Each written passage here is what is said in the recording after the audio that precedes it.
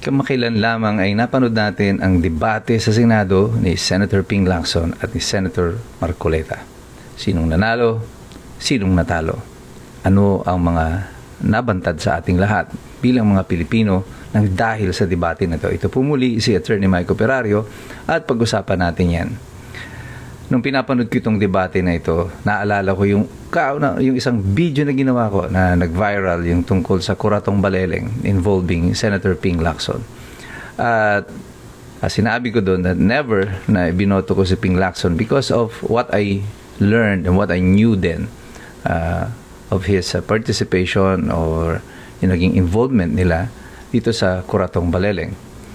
And I did that video because I knew exactly kung saan papunta itong investigasyon na ito ng Blue Ribbon Committee, na kung saan siya ang bagong upo noon na Blue Ribbon Committee chairman. I knew that somehow kung ano yung trajectory na nangyari doon ng investigasyon na nangyari doon sa kaso ng Kuratong Baleleng ay posibleng maulit dito sa pag-iimbestiga nito sa flood control. At hindi naman ako nagkamali. You see, I never bought this propaganda about Ping Lacson as being Mr. Clean. Others siguro sasakyan yan, but not me. I know too much about the past. Maloloko pa ako sa ganyang sitwasyon. I knew exactly when Ping Lacson was brought there sa Blue Ribbon Committee, he was supposed to perform a task, and that is not to get to the bottom of to get to the truth. The task is to evade the truth. Sa aking pong pananaw, sa aking opinion, sa aking sapantaha, naging malinaw para sa akin na ang Blue Ribbon Committee ay hindi naghahanap ng katotohanan. Mapansin ninyo, ang unang pagpasok ni Ping Lacson, even ni Tito Soto, was brought about by the revelation ng mga diskaya. Pagkatapos magsalita ng mga diskaya, ng umaga, pagdating ng hapon, si Ping Lacson na ang Blue Ribbon Committee at chair, at si Tito Soto na ang Senate President. And things turned so wildly, tungkol sa investigasyon dito sa flood control. Pagkatapos na sila ay si Marcoleta ay napalitan. At sa debate kahapon, nakita ko maraming mga bagay na pinupunto si Senator Marcoleta na hindi niya masagot. Lalo na yung kanyang tumungo ang diskusyon tungkol sa mga bersamin, na ang ipinipilit ni Ping Lacson ay hindi naman daw binanggit si bersamin doon sa affidavit nila Bernardo or kahit doon sa transcript. But the important thing is, siya mismo ang nagbanggit kay Bersamin. Nung tumutungo na ang investigasyon kay Bersamin, kay Pangandaman, at nasa pintuan na ng Malacanang ito paghingi ng mga kickback, siya mismo ang nagsabi may personal siyang kaalaman, as if may personal nga siyang kaalaman. Tapos later on, it was revealed na yung palang alam niya ay nanggaling lang din kay Yusek Bernardo. At ikinuwento lang ito ni Bernardo sa kanya. At siya nagsasabi, ginamit lang daw nila Bersamin ang pangalan ng presidente para makakuha ng mga komisyon, at he can vouch daw. He can vouch. Ibig sabihin, nanunumpa siya na walang kinalaman ng presidente dito. Bakit ka nanunumpa para sa presidente? You are the Blue Ribbon Committee chairman. And yet, you are shamelessly defending the president on this matter. Even before makarating pa sa pintuan niya, ikaw na ang nauuna. Ikaw na yung naging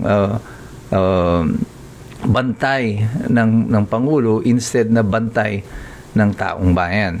At dito sa mga pagpipilit niya na pirmahan muna daw nila Senator Marcoleta yung partial committee report, bago imbitahan yung iba pang mga testigo, ay nagulat si Senator Marcoleta, tinanong siya, seryoso ka ba?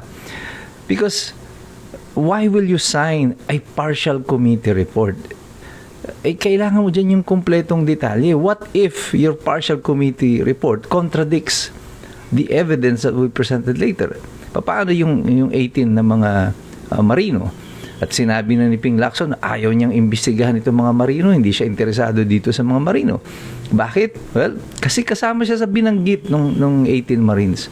Ang Blue Ribbon Committee daw ay para lang sa katotohanan, hindi daw para sa pagpapalawig ng kasinungalingan. Kung totoo yun, tama si Senator Marcoleta. Kung para ka sa katotohanan, bakit hindi mo pinatawag ang mga Bersamin?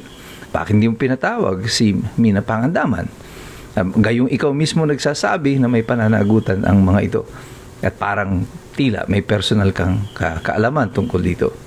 Malinaw dito, pag ang istorya ay patungo na sa pintuan ng Malacanang, si Senator Ping Lacson ay tumitigil. At sa kanyang pagbirada kay Senator Marcoleta, binabalik niya yung usapin sa pro-China daw, si Senator Marcoleta, siya ay pro-Diskaya.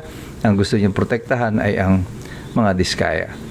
Well, as of today, ang malinaw dito, si Senator Tito Soto at saka si Ping Lacson, they are the designated protectors of the President in the Senate. Kaya yung Blue Ribbon Committee hanggang ngayon, walang lumalabas kasi ang gusto niya partial lang. Matapos lang para may ma-report lang siya and the rest, ibabaon na lang yan sa limot.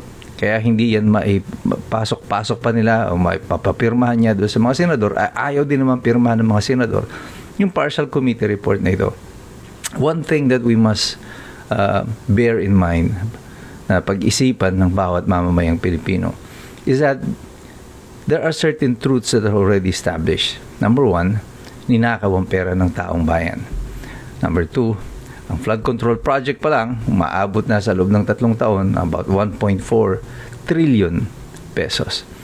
At presumably, a large portion, if not majority, of that fund ay ninakaw.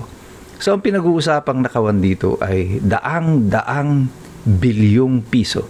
At kung susundan natin yung kwento ng mga 18 Marines, it's about 805 billion pesos.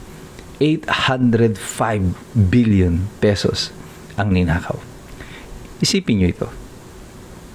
Kung ikaw ang nagnakaw ng 805 billion pesos, gaano kalaking bahagi ng 805 billion na ito ang pwede mong gastusin para pagtakpan yung pagnanakaw mo? At kung ikaw naman ang nagtatakip dito sa pagnanakaw na ito at alam mo kung gaano kalaki ang ninakaw na salapi, papayag ka ba na ang mapupunta sa iyo ay mga barya-barya na lang? Hindi ka ba magdidemand ng malaking bahagi na rin? Kaya ako'y naguguluhan nung itong si Ping Lacson pagkatapos magsalita ng Pangulo sa kanyang SONA at sinabi na yung kanyang mahiya naman kayo speech. Ang tugon agad ni Ping Lacson is that, Mr. President, we've got your back. Na parang, nasa likod mo kami, Mr. President. Anong ibig sabihin nun? Nalilikuran ba niya ang Pangulo? Kung kahit na saan man mangyari o ano man ang mangyari dito, saan man dalhin ng ebidensya ang usapan, lilikuran pa rin niya ang Pangulo.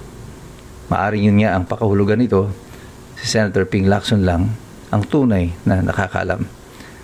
Pero ako ay nais ko magpahayag ng aking pasasalamat at paghanga kay Senator Marcoleta sa kanyang tapang na pinakita, sa kanyang dunong na hindi siya napaikot-ikot dito sa Senado. At kahit mahusay talaga at talagang napakainam na ang bawat mamamayan, tayo rin ay nagsisipag-aral kagaya ng ating mga senador, kagaya ni Senator Marcoleta. Kasi alam naman nating lahat, mahirap talagang makialam ang taong walang alam. God bless you. God bless us all. Mabuhay ang Republika ng Pilipinas.